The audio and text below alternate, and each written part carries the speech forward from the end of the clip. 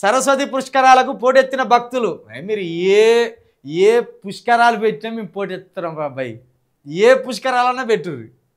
మీరు వచ్చే సంబరానికి ఒక కాలువ దవ్వినా కూడా మునుగురురా అంటే వచ్చి మునుగుతాం మేము. మాకు మునుగుడు ఇష్టం అంతే.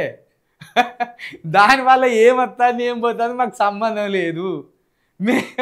ఇప్పుడు కుంభమేళ అన్నాం, తెలంగాణ నుండి పోయినామా లేదా? కుంభమేళకు పోయినా మునిగినామా లేదా? తిరిగి వచ్చేటప్పుడు 8 మంది చచ్చినామా లేదా? వికారాబాద్ జిల్లాకు సంబంధించిన 8 మంది కుటుంబ సభ్యులు ఒక్కటేసారి చచ్చిందా లేదా?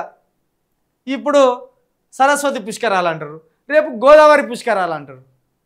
దానికి కూడా పోతాం. మా చేతిలో ఒక్క పైస ఉండద్దు.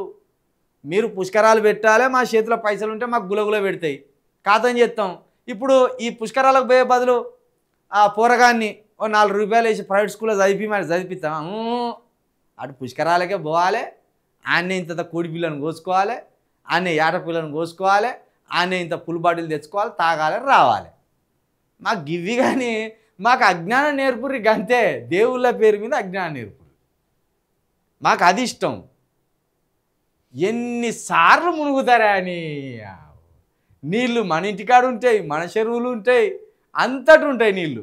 కానీ మనోళ్ళనికి ఇట్లా పిచ్చెక్కిస్తారు. ఇప్పుడు ఇది ప్రభుత్వానికి ఒక చిన్నపాటి ఇన్కమ్ సోర్సే. ఇది చిన్నపాటి ఇన్కమ్ సోర్స్.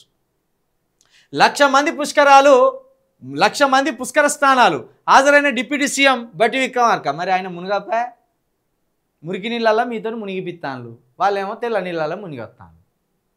ఈ కాళేశ్వరం నీళ్ళే, కాళేశ్వరం పనికిరాదని చెప్పింది కదా, మళ్ళీ కాళేశ్వరం నీళ్ళే అక్కడికి వచ్చినాయి. ఇదే కాళేశ్వరం వద్ద పుష్కర స్నానాలు చేస్తున్న భక్తులు. మీ అందరికీ కోటీశ్వరులు కావాలని కోరుకుంటాను. నా 3 కోటి దేవతలను కోటీశ్వర లైన్లు అంటే ఇక మీరు బాగుపడ్డట్టు. ఎందుకంటే ఇటు ముఖాన్ని రారు, అప్పుడు వేరే దేశాలు పట్టుకొని తిరుగుతారు. అప్పుడు దేవుడు గుర్తుకురారిగా, పుణ్యస్నానాలు అవి ఇవి గుర్తుకురావు. అసలు కోటీశ్వరులు అయిందంటే ఇక దేవుడు గుర్తుకురాడు.